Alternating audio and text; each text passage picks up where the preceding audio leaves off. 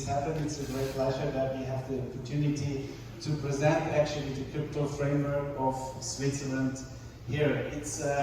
I'm privileged to say that I've been in Seoul for the topic of cryptocurrencies for the second time now. We've been here 2.5 years ago, before the pandemic, and it's good to see that we have the chance to meet in person again. Okay, I brought you a few topics with me that I would like to go through. It's about Swiss ecosystem and regulatory approach in crypto. How do we deal with these new chances as well as new risks, of course, in the crypto space. Token classification, and we have a little highlight on NFTs, how to classify NFTs, what are the regulatory requirements for it. And anti-money laundering, of course, if we exchange items of value, there are some risks. It could be abused for money laundering or sanction violation.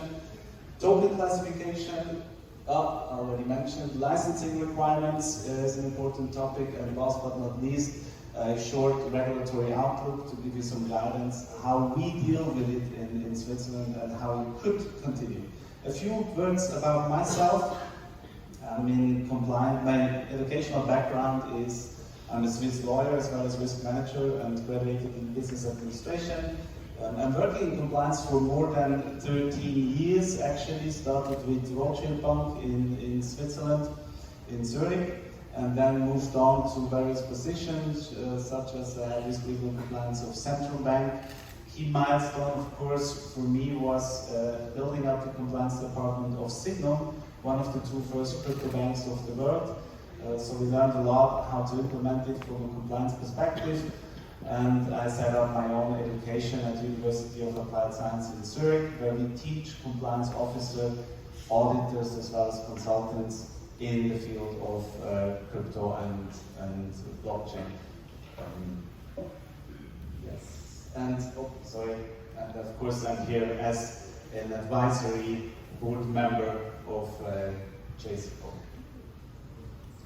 If you have a look at the regulatory landscape, how it developed in the last few years, it's quite amazing to see from 2014, where jurisdictions, regulators are very hesitant on this development, until 2021, where we see a lot of green on the map, which means regulators that are open to welcome crypto in their jurisdiction. What is the Swiss role in this? Swiss also belongs to these green card countries. We have a technology-neutral approach, which means we actually do not care whether you use a decentralized system or a centralized system or any other system, as long as we fulfill the requirements. This is very helpful because we were not forced to create a new act or a new law in order to address cryptocurrencies, because since we're technology neutral, we say the same rules apply anyways. However, they did not fit precisely, of course, for the crypto field, therefore we had to do some adaptation of the current legislation. This is another slide here. Switzerland is ranked as a very innovative country. So we have technical high schools that are dealing with this topic, and in addition they're very open for innovation. Switzerland is considered as crypto-friendly, and we are regulated. Switzerland has a regulated approach in the crypto world, so there's not a lot going on in the DeFi sector, which is per se unregulated. The DeFi ecosystem rather takes place these days in Dubai, but we have a regulated approach, and we will continue that way, so it's a little bit less peaking on a short-term basis, but it's a more long-term oriented development.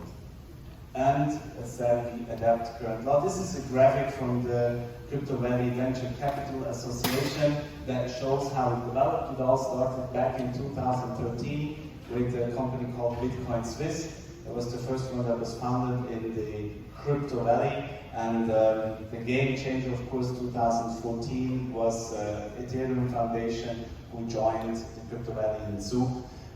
There are amazing stories around from one of our business partners who was hosting actually the 5 guys from the Ethereum Foundation at his own place because they've been kicked out in their Airbnb. They couldn't afford it any longer, and he had to bring physical cash to pay the rent in advance for their office, because no one wanted to rent an office to those 5 guys from Russia in the age of 20 to 25. Actually he was offered, our business partner was offered to get Ethereum or Ether for a price of 70 cents, but he said he rather prefers to have cash. Unfortunately, therefore, we're still working today, but we really enjoy those stories. There's a book about it, and I'm sure one day there will also be a movie about that initial days of the crypto rally. Then it continued, and now we're in 2021, 2022. Also the 2 crypto banks, Seoul and SACA, got their respective license, and it will develop. We don't know in which direction, but so far it looks that it goes forward on with the same speed as ever since. In Switzerland, in total, we have about 1,100 something companies in the crypto field, whereas at least half of them are located in the crypto valley, which is actually, I always find it very amazing, because crypto valley is in Seoul. Seoul is a village of about 30,000 inhabitants. So if you have a walk in Seoul, you can actually walk from Ethereum Foundation to Cardano Foundation to Tezos, and you do that within a half an hour. This is really amazing. Therefore, it's a very good hub for companies to be there because of the stability, as mentioned by Monica initially. Authorities are very open and friendly. If you need a document from authorities in Seoul, you just go to their office during opening hours, and you don't have to take a number and wait or queue up. You just go in, you get what you want, maybe pay $20 or $30, and then you walk out. So I had to organize 3 documents once, and I did it within a half an hour by just walking from one authority office to the next. I really enjoyed it. We have low taxes. This is a topic that Sylvan will cover, so I'm not giving any background information. He will do so. It's a great infrastructure, and maybe since the development in the crypto field is community-based, we talk about decentralized system with many different players. Maybe one of the most important factors is the community that was developed in the crypto valley. It's a lot of events, a lot of people going there and exchanging some information. Someone once asked me, Jürg, can you recommend a book that I can read about blockchain and blockchain regulation? I said, if you read a book, it's already outdated, because until it's published, the crypto world moved on in the meantime. So it's best, of course, to exchange some information.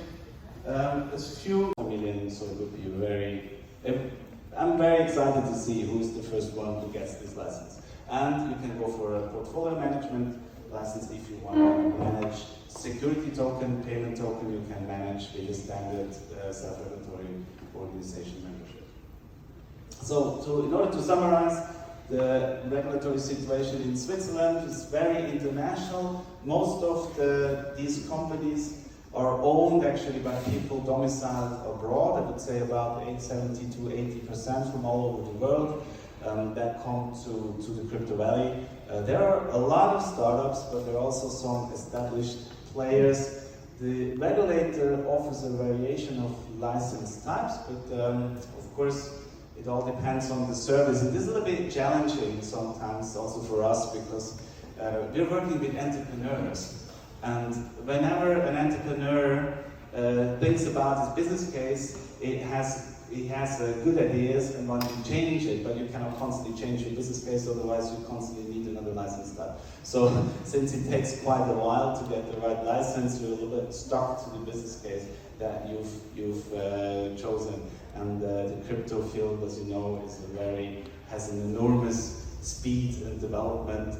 So this is more for those who consider it as a marathon and a little bit less as a sprint.